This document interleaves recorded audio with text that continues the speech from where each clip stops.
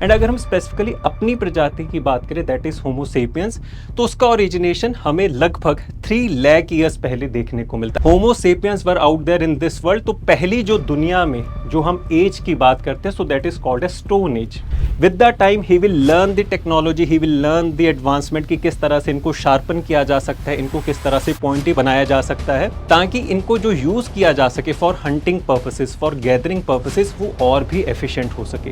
And why it is year 1, क्योंकि उस first year को जीसस क्राइस्ट का बर्थ माना जाता है, दैट आफ्टर जीसस क्राइस्ट की मॉडर्निटी आनी शुरू हुई दुनिया के अंदर। Hello everyone, I am Kanwal and I welcome all of you to this History NCERT series.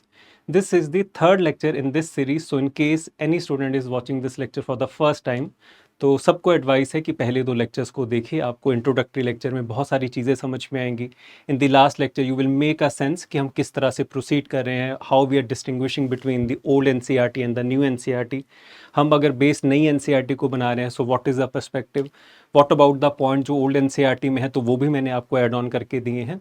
And one important point that in case you want all the PDFs of these lectures, so there is a Google form link in the description, तो please अगर आप वहाँ पे जाके उस form को भरेंगे so before every lecture आपको जो भी वहाँ पे पढ़ाया जाएगा वो आपको मेल में आपके डॉक्यूमेंट्स पहुँच जाएंगे। सो आज के अगर हम लेक्चर की बात करें, today we will be covering this chapter number 5, India, that is Bharat की इंडिया के किस तरह के नाम हैं। Like Persians have given a different name to India, Greek people have given a different name, Chinese have given a different name. So आज जो हम चैप्टर को कवर करेंगे दैट इज मोर और less factual point of chapter, कि आपको facts बहुत ज़्यादा देखने को मिलेंगे, तो वो प्रीलिम्स पॉइंट ऑफ व्यू से या फिर ओवरऑल आपकी अंडरस्टैंडिंग के लिए ज़रूरी है कि इंडिया के हिस्टोरिकली क्या क्या नाम रहे हैं। अगर हम हिंदू की बात करें, सिंधु की बात करें, किस तरह से इन्हें बदलते गए, तो हम उस चीज़ को डिस्कस करेंगे। But overall before moving to this chapter number 5, मैं चाहता हूं कि हम चैप्टर नंबर 4 को एक बार रिवाइज कर लें, all the things that we have covered, and I hope अब तक आपने उन सारी चीज़ों को पढ़ भी लिया होगा। सो आई होप कि आपको ये चीज़ें क्लियर होंगी कि हमने लास्ट टाइम जो हमने लास्ट लेक्चर कवर किया था तो उसमें timeline and sources of Indian history को कवर किया। इस तरह से मैंने आपको वो पूरी हिस्ट्री समझाई थी। एक बार दोबारा से एक्सप्लेन कर रहा हूँ दैट अगर हम अपनी हिस्ट्री का या फिर अपनी टाइमलाइन का फोकल पॉइंट की बात करें so that is considered as the year 1। And why it is year 1, क्योंकि उस फर्स्ट ईयर को जीसस क्राइस्ट का बर्थ माना जाता है, दैट आफ्टर जीसस क्राइस्ट की मॉडर्निटी आनी शुरू हुई दुनिया के अंदर। Now obviously this is a western concept, ये एक वेस्टर्न कंस्ट्रक्ट है, क्योंकि we were living in a world जहाँ पे कलोनियलिज्म का पूरा प्रभाव था। जो यूरोपियन कंट्रीज हैं they had made their colonies all over the world. So in that sense ये जो पूरी टाइमलाइन की हमने डिवीजन की हुई है वो एक वेस्टर्न कंसेप्ट है, but since it is now accepted by most of the nations out there, so this is how we will proceed. तो एक बच्चे के लिए ये कुछ बेसिक सी चीज़ें जाननी बहुत ज़रूरी है कि अगर हम सबसे पहले टाइम लाइन की डिवीजन की बात करें तो आपको पहले ये क्लैरिटी होनी चाहिए कि टाइम कब से शुरू हुआ था। टाइम का जो स्टार्टिंग प्रोसेस है that starts with big bang, जब ये पूरी दुनिया की फॉर्मेशन हुई, जब यूनिवर्स इनटू क्रिएशन आया। ये जो सब कंसेप्ट्स हैं like big bang, when did first life originate on earth, ये सब कुछ आप साइंस एंड टेक्नोलॉजी के अंदर पढ़ेंगे। बट फॉर अंडरस्टैंडिंग पर्पसेस आप इस तरह से समझ सकते हैं कि टाइम का जो कंसेप्ट है it started with big bang and that was nearly 14 billion years एगो। ठीक है, फिर उसके बाद अर्थ हमारा बना 4.5 billion years ago, then 3.5 billion years ago हमारी पहली लाइफ ओरिजिनेट होगी। फिर पहली लाइफ के बाद आई होप दैट यू अंडरस्टैंड कि जो पहली लाइफ है वो यूनिसेलुलर होगी, बहुत सिंपल ऑर्गेनिजम्स है। फिर विद द टाइम जो फर्स्ट लाइफ फॉर्म है वो वाटर के अंदर ओरिजिनेट होगी। तो अगर आप विष्णु जी के अवतारों की बात करेंगे तो उसमें जो पहला अवतार है वो मत्स्य अवतार, एक मछली का अवतार बताया गया है। सो आप बहुत बार देखेंगे कि जो साइंस है या फिर जो नॉलेज है और जो रिलीजन है वो बहुत बार आपको सेम डायरेक्शन में चीज़ों को दिखाने की कोशिश करेंगे। तो जितना आप इन चीज़ों को समझेंगे, जितना हम इन चीज़ों को ग्रैप्स करने की कोशिश करेंगे, आपके मन में जो डेल्यूजन्स हैं या फिर आपके मन में जो मतभेद है इन चीज़ों को लेके, सो वो और ज़्यादा क्लियर होते रहेंगे। और ये तभी होगा जब आप हिस्ट्री को ढंग से समझेंगे, ढंग से पढ़ेंगे और उसको अप्लाई करने की कोशिश करेंगे, rather than fighting with the facts कि ऐसा क्यों है वैसा क्यों है, अगर आप समझने के ऊपर फोकस करेंगे। सो the first life form originated near about 3.5 billion years एगो। और अगर हम होमोजीनस की बात करें, इसके बारे में भी हमने बात की थी कि हम जो इंसान है we are called as homo sapiens. Sapiens is the species which we are and homo was our genus, की जो लार्जर ग्रुप के हम पार्ट थे। जैसे कैट्स बहुत एक बड़ा ग्रुप है, उसमें बहुत सारी प्रजातियां हैं। So in the same sense homo genus के अंदर आप बहुत सारे homo habilis, homo erectus, homo neanderthals इस तरह की प्रजातियों के बारे में पढ़ते हैं। एंड अगर हम स्पेसिफिकली अपनी प्रजाति की बात करें दैट इज होमो सेपियंस, तो उसका ओरिजिनेशन हमें लगभग 3 लाख ईयर्स पहले देखने को मिलता है। अगर हम ओवरऑल होमोजीनस की बात करें तो उसका ओरिजिनेशन हमें 2 मिलियन ईयर्स पहले देखने को मिलता है। तो जिस हम हिस्ट्री की बात करते हैं, so it is about the human history की ह्यूमन हिस्ट्री कब से शुरू हुई। So that human history started with homo sapiens, जो कि हम हैं। Now it is not required for a student और एन एस्पिरेंट कि उसको इसके बारे में हर चीज की क्लैरिटी हो, वो आपके लिए जरूरी नहीं है। बट अगर आपको वो पता होगा, in case you understand all these things, so आपके जो कंसेप्ट्स हैं साइंस के वो और बहुत ज़्यादा बेहतर होंगे, और जो आप आंसर राइटिंग करेंगे उसमें आपकी और ज़्यादा क्लैरिटी आ सकेगी। तो हम जो हिस्ट्री को पढ़ते हैं that started with the homo sapiens, और हमारी जो हिस्ट्री का सेंस है वो 3 लाख या रफली 1 लाख ईयर से शुरू होगा जब होमो सेपियंस आ चुके हैं। देन एक टाइम पीरियड के ऊपर आके उन्हीं इंसानों में से one of the humans would be Jesus Christ. तो जीसस क्राइस्ट का टाइम पीरियड लिया गया है 1 CE, कि यहां से दुनिया के मॉडर्न टाइम की शुरुआत हुई है, कि यहां से अब कंटेम्पररी एरा या फिर कॉमन एरा शुरू हो चुका है। All the time period that was before this it is called as BCE, before common era or before Christ.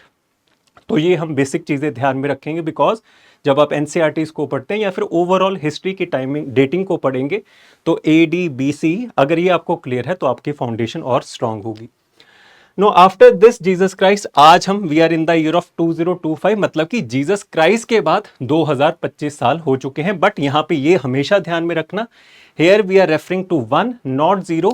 यहाँ पे टाइमलाइन के अंदर जीरो का कंसेप्ट नहीं है। अगर हम इससे एक साल पहले जाना चाहते हैं तो वो हम जीरो पे नहीं आएंगे, वी विल स्टार्ट एट -1।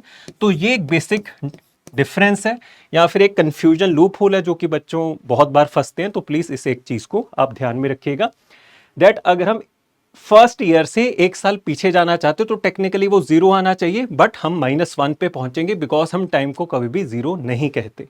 अगर आपको ये बेसिक चीजें समझ में आई हो, since this was covered in the last lecture, तो अगर हम ह्यूमन हिस्ट्री की बात करें and when homo sapiens were out there in this world, तो पहली जो दुनिया में जो हम एज की बात करते हैं so that is called a stone age. अब ये स्टोन एज क्यों है? Because when humans have just gained their consciousness, जब वो दुनिया को समझना शुरू किए हैं तो उसमें इस तरह की मॉडर्निटी का कोई भी एस्पेक्ट नहीं है। There is only natural vegetation out there in the world. जो भी नेचर है वो अभी एग्जिस्ट करता है, और नेचर में सबसे ज़्यादा अबंडेंट चीज़ें क्या कौन सी होंगी? Like water, like stone tools, ये सब कुछ आपको पत्थर मिलेंगे। तो जो पहला बहुत सारे साल, कुछ लाख साल इंसान ने स्टोन एज के अंदर ही बिताए, and this stone age is further subdivided into paleolithic age, mesolithic age and neolithic age. Now this concept is not out there in the new NCERT. ये जो सब लिखा हुआ है ये ओल्ड एनसीईआरटी के कंसेप्ट है। सो सेम वेज अगर आप अपने नोट्स को रेफर करेंगे, so along side each chapter मैंने आपको कुछ एडिशनल पिक्चर्स लगा के दी हैं, और हर चैप्टर के लास्ट में, just a second, okay, and जैसे इस पिक्चर के अंदर भी आपको यही पूरा कंसेप्ट समझाया गया था। आई होप आपने रिवाइज किया होगा। एंड देन हर लेक्चर के लास्ट में आपको कुछ एडिशनल पेजेस अटैच मिलेंगे। Okay, sorry for the delay, but basically यहाँ पे आपको हर लेक्चर के साथ एडिशंस मिलेंगे कि जो पुरानी एनसीईआरटी के कुछ अगर इंपॉर्टेंट पॉइंट्स है, फैक्चुअल पॉइंट्स है विच अ स्टूडेंट मस्ट रिमेंबर, तो वो भी यहाँ पे मैंने आपको ऐड करने दिए हुए हैं। Basically the idea is that कि आपके पास एक वन स्टॉप सोल्यूशन हो, सिंगल सोर्स नोट्स हो, ताकि आप ढंग से हिस्ट्री को क्रैक कर पाए। Okay, so the first age that we have is called a stone age, क्योंकि स्टोन टूल्स अबंडेंट है और इंसान अपनी कॉन्शियसनेस को यूज करेगा उन स्टोन टूल्स को समझने के लिए, and how he can use those stone tools for his own betterment, for his own evolution and development. This stone age which begins nearly 1 lakh 2 lakh year before, कि जब इंसान होमो सेपियंस आ चुके हैं तो 3 लाख ईयर से वो शुरू होंगे। एंड ये जो हम पूरी स्टोन एज की बात करें, so we have paleolithic age, mesolithic age and neolithic as.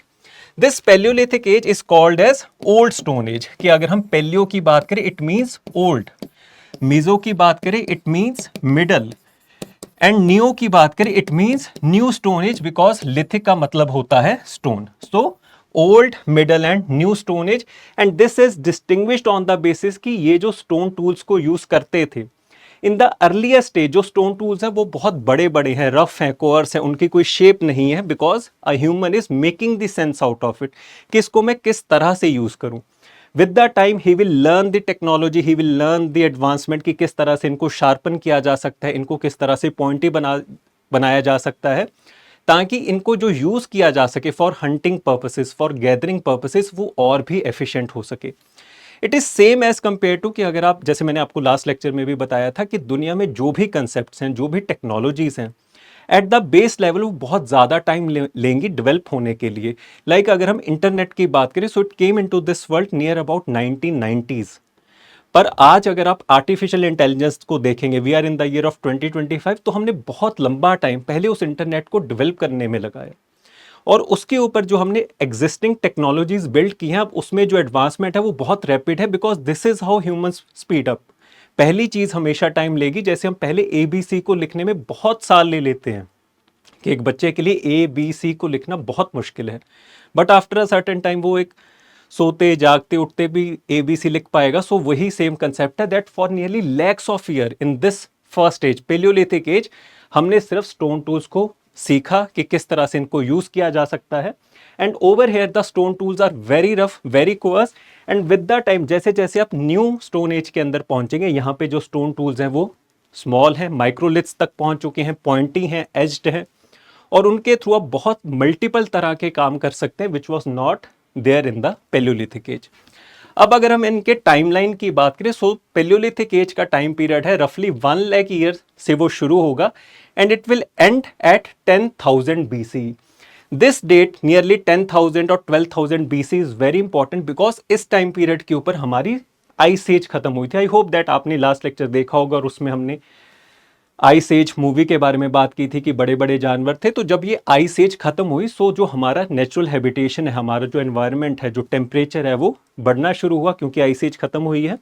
तो हमारी जो सर्वाइवल की प्रोबेबिलिटी है, हमारे जो बचे रहने की प्रोबेबिलिटी है, वो बहुत इंक्रीज हो गई। अब ह्यूमंस एंश्योर्ड है कि हम लंबा टाइम सर्वाइव कर सकते हैं, तो उनकी पॉपुलेशन इंक्रीज होना शुरू होगी, बिकॉज अब रहने के, सर्वाइवल के जो टेक्निक्स एंड टूल्स हैं वो और भी बहुत ज़्यादा डेवलप होंगे। सो बेसिकली आपको रफली पहले यही समझना है in this class 6 NCERT that at the end of this paleolithic age ice age खत्म हो गया, and when we switch to the mesolithic age, यहाँ पे ह्यूमन सर्वाइवल बहुत ईज आउट हो जाएगा as compare to the earlier time period. तो यहाँ से हमारी पॉपुलेशन बढ़नी शुरू होगी। Now, when we step from Mesolithic age to Neolithic age, this Neolithic age is called as Neolithic Revolution. क्यों? क्योंकि जब हम Mesolithic age में थे, during this time period, we learnt about the domestication of plants and animals. What is the meaning of domestication of plants? कि हमने ये सीख लिया था कि प्लांट्स को किस तरह से उगाया जा सकता है, how to sow them, how to reap them, and how to produce food out of them. And also alongside हमने डोमेस्टिकेशन ऑफ एनिमल्स को भी सीख लिया कि जानवरों को हम किस तरह से पालतू बना सकते हैं, डोमेस्टिकेट कर सकते हैं, and what are the advantages that we can get out of them, कि वो किस तरह से हमारे ह्यूमन सर्वाइवल के लिए एंड हम हमारे फायदा कर सकते हैं। तो जब हमने इस मेसोलिथिक एज में domestication of plants and animals को सीखा, तो जब हम न्यूलिथिक एज में गए, तो उस एग्रीकल्चर को हम बहुत ज़्यादा एफिशिएंट करने लग गए। अब इस एग्रीकल्चर से फ़ायदा ये होगा कि हमारी जो फूड सिक्योरिटी है, कि हमें खाना इंश्योर हो जाएगा कि yes we have this food security. उस फूड सिक्योरिटी के इंश्योर की वजह से हम बाकी एस्पेक्ट्स ऑफ लाइफ के ऊपर ध्यान दे सकेंगे। फॉर एग्जाम्पल, मान लीजिए आई एम इंश्योर्ड दैट, मुझे पता है कि मुझे खाना मिल जाएगा, और उसी वजह से मैं और कोई प्रोफेशन को एंगेज कर सकता हूँ। Like I can teach, because मुझे खाने उगाने के लिए नहीं जाना पड़ेगा, मैं जो ये पैसा कमाऊंगा उससे खाना खरीद लूंगा, because we have developed such a system जहाँ पे लोग अलग अलग तरह के प्रोफेशंस को बनाते हैं, और उसी वजह से हमारी एक कॉम्प्लेक्स सोसाइटी इमर्ज होगी। पर ये कॉम्प्लेक्स सोसाइटी तभी इमर्ज हो सकती है जब ह्यूमन सर्वाइवल इंश्योर्ड हो, जब उसकी food security, life security insured हो। अगर आपकी बेसिक चीज़ें इंश्योर्ड नहीं है, तो आप जीवन में और भी कुछ नहीं देख पाएंगे। और अगर आप इस मेंटल कंसेप्ट को समझ पाए, तो आपके जीवन के शायद और भी बहुत सारे डायमेंशंस आपको क्लियर आउट होने शुरू हों। जब भी आप हिस्ट्री को पढ़ रहे हैं, अगर आप उसको ढंग से पढ़ेंगे, अगर आप उसको समझने की कोशिश करेंगे, so that will not only help you in this education, वो आपको अपने मेंटल लाइफ के अंदर भी, अपने all the other aspects of life के अंदर भी बहुत ज़्यादा हेल्प करेगा। This is my personal experience, और अगर आप इसको करेंगे तो आप अपने आप चेंज देख पाएंगे। तो हमारी जो ह्यूमन हिस्ट्री है which started near about 2 lakh year ago, 1 lakh year ago, and when we step into this age which is 6000 years ago, zero से पहले, तो यहां तक हम एक ग्रेजुअल डेवलपमेंट कर चुके हैं, बहुत प्रोग्रेस कर चुके हैं. At first we were not aware about this world. पहले हम सेंस बनाएंगे दुनिया का, पत्थरों को यूज करना शुरू करेंगे. And the time we step into this 6000 BC हम बहुत कुछ सीख चुके हैं, और इस बेस के ऊपर फिर अब हम आगे चल के ह्यूमन सोसाइटी की डेवलपमेंट करेंगे. बड़े बड़े शहर बनने शुरू होंगे, सिविलाइजेशंस आएंगी. Like the next chapter that we cover is called as chalcolithic age, और उस चालकोलिथिक एज का one of the culture was called as Harappan civilization. तो हमने कैसे शहर बना दिए, किस तरह से एक प्रॉपर ड्रेनेज सिस्टम बना दिया, एक प्रॉपर मल्टीफेसेटेड सिटीज की फॉर्मेशन कर दी. तो उस टाइम तक पहुंचने के लिए हमें पहले ये बेस को समझना पड़ेगा which is called as stone age. अब इस पेलियोलिथिक एज में मान लीजिए इंसान फायर को यूज करना सीखेगा, तो वो जो बेसिक चीज है which were out there in the nature, कि नेचर के साथ किस तरह से इंटरेक्ट किया जाए, किस तरह से उसको सीखा जाए. So a human took nearly lakhs of year in the first stage, और जब वो आगे बढ़ेगा तो उसकी डेवलपमेंट बहुत फास्ट पेस्ड होगी. It is same as that compare to any concept out there in the world, and इसी वजह से कहा जाता है हिस्ट्री रिपीट्स इटसेल्फ.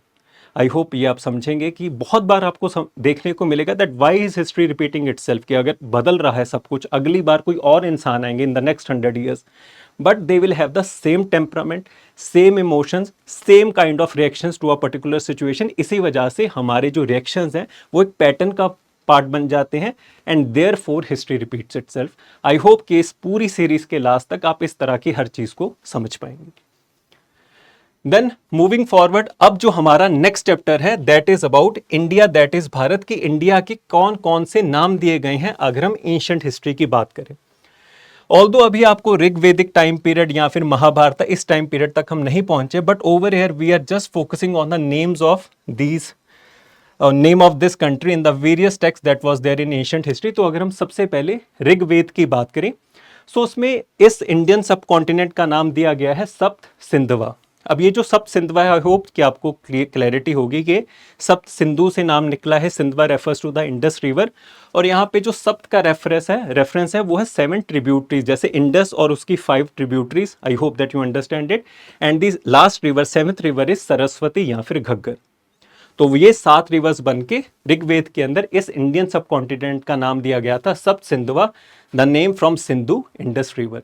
और महाभारत की अगर हम बात करें, देयर वर 2 नेम्स गिवन, भारतवर्षा. यहाँ पे जो भारतवर्षा का अगर हम भारता या फिर भ्राता की बात करें, so it refers to one of the prominent tribes during the Rigvedic period. वहाँ पे बहुत सारी ट्राइब्स की फॉर्मेशन होगी. जैसे जैसे हम टाइम पीरियड में आगे बढ़ेंगे सोसाइटल फॉर्मेशन होगी, लोग अपने ग्रुप्स बना के रहने लगेंगे. क्लैन फॉर्मेशन है, ट्राइब फॉर्मेशन है, कि पहले फैमिली आएगी, फिर क्लैन आएगा, फिर ट्राइब आएगी. We will read about this in the next chapters. But basically Mahabharata के अंदर इंडिया का नाम दिया गया है Bharatvarsha, and over here Bharata refers to the Rigvedic tribe जो उस टाइम पीरियड के ऊपर एक प्रोमिनेंट हुआ करती थी. And the second name that is mentioned is Jambu Dwipa, which is about the Jambu tree, referring to the jambul tree which is also the rose apple tree, जो कि यहाँ पे बहुत बड़ी मात्रा में पाया जाता था. एंड ये जो पॉइंट है वो बहुत इंपॉर्टेंट क्यों है, बिकॉज अगर आप आगे चल के Ashokan time period, modern time period को रेफर करेंगे, so Ashoka in one of his inscriptions has referred to India by the name of this Jambul Dwipa. तो ये फैक्ट हमारे लिए बहुत इंपॉर्टेंट बन गया. ये यूपीएससी में भी पूछा जा सकता है और एक बहुत मुश्किल और एक इंपॉर्टेंट फैक्ट बनेगा. तो जितने भी आपकी नई एनसीईआरटी के अंदर पॉइंट्स दिए हुए हैं वो भी मैंने आपको अलग से लिख के दे दिए. आपके एनसीईआरटी की जो मैंने बुक आपको प्रोवाइड किया उसमें भी मार्क किया हुआ है. उस किताब के अंदर पुरानी एनसीईआरटी के पॉइंट्स मैंने ऐड कर दिए. नई एनसीईआरटी के जो फैक्चुअल पॉइंट्स है वो आपको अलग से लिख के दे दिए. तो आई होप मैं जितना आपके लिए कर सकता हूँ वो मैं करने की कोशिश कर रहा हूँ. But the only pre requisite is कि आप ढंग से लेक्चर्स को सुने, और जिन चीज़ों के ऊपर मैं आपको ध्यान देने की बात करता हूँ या फिर आपसे रिक्वेस्ट करता हूँ that please concentrate on this fact, या फिर इसके ऊपर टाइम लगाइए, सोचिए. हमेशा ये याद रखिए कि अगर मैं आपको कोई भी नोट्स बना के दे दूँ, कुछ भी समझा दूँ, अगर आप खुद से वो नहीं सोचेंगे, इन केस आप खुद से उन चीज़ों को कॉम्प्रिहेंड नहीं करेंगे, आपका दिमाग चलना शुरू नहीं होगा. एक टीचर का काम सिर्फ यही है, आपको रास्ता दिखाना, और अगर आप उस रास्ते के ऊपर खुद चलेंगे तभी आप एक सक्सेसफुल एस्पिरेंट बन सकेंगे. और एल्स आप सिर्फ एक फैन फॉलोइंग की भीड़ में हैं और उसके अलावा वो कुछ भी नहीं है. सॉरी टू से दिस, बस पर आप तभी कोई अफसर बनेंगे जब आप खुद से मेहनत करना शुरू करेंगे। नाउ मूविंग फॉरवर्ड, अगर हम फॉरेन पावर्स की बात करें, these were the indigenous tax, जो हमारे यहाँ के टैक्स थे जिनमें इंडिया का रेफरेंस दिया गया है। एंड इन केस हम फॉरेन पावर्स की बात करें, सो द फर्स्ट टाइम किसी फॉरेन पावर ने जिसने इंडिया को मेंशन किया था, सो दोस वर द पर्शियंस। पर्शिया के अंदर 600 बीसी के आसपास एक एम्पायर हुआ है जिसका नाम है एकेमेनियन एम्पायर। आई होप आप में से बहुत सारे बच्चों ने 300 मूवी को देखा होगा। तो वो जो 300 मूवी है उसमें जिस एम्पायर को दिखाया गया है, जिस राजा जर्क्सिस को दिखाया गया है, वो वही एकेमेनियन एम्पायर का रेफरेंस है। और वही जर्क्सिस इंडिया के ऊपर आके भी कब्जा करेगा। And when he will fight दो स्पार्टन, जो मूवी में दिखाया गया है उसमें इंडियंस को भी रिक्रूट किया गया था। तो जब हम आगे चल के क्लास 11th की आर एस शर्मा की एंशिएंट इंडिया को पढ़ेंगे, उसमें ये सब रेफरेंसेस दिए हुए हैं। तो जब आप चीज़ों को ढंग से पढ़ेंगे, आगे बढ़ते जाएंगे, आप दुनिया को देखेंगे, आप हर चीज़ को कोरिलेट कर पाएंगे। So the first foreign invasion that happened in India was from Persia, Iran. And कौन सा एम्पायर था? जैसे हमारे यहाँ पर Mauryan empire, Gupta empire, so they had their Achaemenian empire, और उनमें सबसे फेमस रूलर है जर्क्सिस। अगर आपने 300 मूवी देखी है, so please do right in the comment section, तो आपको और भी इंटरेस्टिंग लगेगा कि यस, ये वही जर्क्सिस या पर्शियंस की बात हो रही है। तो इन पर्शियंस ने जब इंडिया के ऊपर कब्जा किया, तो उन्होंने जो नाम दिया इंडिया को, दैट वाज हिंदू, हिंदू और हिंद। बिकॉज अगर हम ओवरऑल बात करें, वो सिंधु में से स नहीं बोल सकते थे। उनकी अगर लैंग्वेज की बात करें, so they modified that Sindhu to Hindu, Hind, और इस तरह से नाम अब चेंज हुआ। So adoption in their language of name Sindhu, जो कि बना हिंदू। सो आई होप कि अगर आपको ये चीज़ें बेसिक क्लैरिटी होगी, वो आपको ओवरऑल पूरी हिस्ट्री में बहुत ज़्यादा हेल्प करेगी। देन मूविंग फॉरवर्ड, उसके बाद अगर हम पर्शियन स्क्रिप्ट्स की बात करें, तो उसके बाद जो इंडिया के ऊपर कौन सी पावर कब्जा करेगी और which power will invade into India, so that is the Macedonians. जब अलेक्जेंडर 326 बीसी के अंदर इंडिया के अंदर इन्वेड करेगा, सो that is the second time any foreign power invaded into India, और वो ग्रीक लोग थे। तो ग्रीक सोर्सेज में दूसरी बार इंडिया को रेफरेंस दिया गया है आफ्टर पर्शियंस, और यहां पे इंडिया को दिया गया है इंदोई या फिर Indike. They drop the letter H from Hindu because this letter does not exist in their Greek language, क्योंकि उनके अंदर ये एच लेटर है ही नहीं था। तो हिंदू से बन गया इंदू या फिर Indoi. So this is how the names change when they travel from one language to the other. तो आई होप ये आपको बेसिक चीजें क्लैरिटी होगी। So from Sindhu to Hindu to Indoi और Indike, and obviously this can be asked out there in the examination. A very important fact, please इसको ध्यान में रखिएगा। Then moving forward, in case हम चाइनीज की बात करें, so they have mentioned India as Hindu और हिंदू। और अगर आप अपनी न्यू एनसीईआरटी के लास्ट में देखेंगे, तो आपको मैच द फॉलोइंग की तरह एक पूरा टेबल भी दिया गया है जहां पे आपकी एक्सरसाइज है। And last name which is mention out there in the new NCERT is Hindustan, और ये पहली बार पर्शियन स्क्रिप्ट्स में ही दिया गया था लगभग 1800 साल पहले। So these are all the relevant facts जो कि आपके इस नई एनसीईआरटी के अंदर दिए हुए हैं, जो मैंने आपको अलग से लिख के समझाने की कोशिश भी की। आइए अब एक बार इस एनसीईआरटी को रेफर कर लेते हैं, so that you can have that confidence कि अगर आप ढंग से पढ़ेंगे, अगर आप चीज़ों को समझेंगे, तो इसमें कुछ भी लिखा हो वो आपको हमेशा ग्रैप्स हो जाएगा और आप उसको यूज भी कर पाएंगे इन वेरियस डायमेंशंस। अब जो भी हमने पढ़ा इस बेसिक ब्लैक बोर्ड के ऊपर, अब हम उसको इस पीडीएफ के अंदर देखने की कोशिश करते हैं। Okay, so now this chapter India, that is Bharat. I have marked all the important point जो आपके सामने है। लाइक फर्स्ट ओवर है सब सिंधवा का रेफरेंस दिया गया है कि यहाँ पर 7 रिवर्स का क्या रेफरेंस है। Everything has been marked over here. Then they also mention the name of various places that is mentioned out there in Rigved, like Kashmir, Vanga जो कि बंगाल को कहा गया है, प्रज्ञातुष्य जो कि असम का नाम दिया गया है, कच्छ का नाम कच्छ दिया गया है। तो ये कुछ बेसिक कीवर्ड्स हैं which can be asked out there in the examination, तो प्लीज इनको भी ध्यान में रखिएगा। Then they are referring to Bharatvarsha and Jambu Dwipa, वहाँ पे जितने भी पॉइंट्स हैं वो हमने रेफरेंस में समझ लिया, और वो हमने अशोक का पॉइंट भी समझा that in one of his inscriptions he has refer to India as Jambu Dwipa, तो वो आपको पॉइंट क्लियर होना चाहिए। देन मूविंग फॉरवर्ड, अगर हम और आगे बढ़े तो भारत किस ट्राइब को कहा जाता है उसका पूरा रेफरेंस दिया हुआ है, वो हमने समझा। And then how foreigners named India, Persians, Greeks, किस तरह से नेम का चेंज हुआ, किस तरह से आगे डेवलपमेंट बनती गई, वो हमने समझा। And these are all the point जो आपके सामने इस चैप्टर में से निकलते हैं। अब चैप्टर तो कहने के लिए सिर्फ 3 या 4 पेजेस का है, पर उसको हमने करने के लिए लगभग 15 से 20 मिनट लिए। बिकॉज द अंडरस्टैंडिंग जब तक आपकी क्लियर नहीं होगी, जब तक आप चीज़ों को सिर्फ कंप्लीट करने की कोशिश करेंगे रादर देन अंडरस्टैंडिंग इट, तो आपकी जो फाउंडेशन है वो बहुत शैलो रह जाएगी। जितना आप फोकस लगा सकते हैं, जितना आप टाइम लगा सकते हैं बेसिक एनसीईआरटीज़ के ऊपर, और जितना आप इनको समझ आएंगे, आपको ये लगेगा कि जब आप क्लास 11th क्लास 12th या फिर हायर क्लासेस के एनसीईआरटीज़ को पढ़ेंगे, which a student finds very difficult certain times, क्योंकि उसको चीज़ें क्लैरिटी नहीं है, तो आपके लिए वो क्लासेस बहुत आसान होंगी। And this is the second chapter in this NCERT. I hope आपको समझ में आया होगा। आपका जो भी फीडबैक हो, जो भी रिस्पॉन्स हो, do share it in the comment section. And like this way हम अगले चैप्टर के साथ मिलेंगे इस क्लास 6 की एनसीईआरटी का। But this was all for today. Thank you so very much.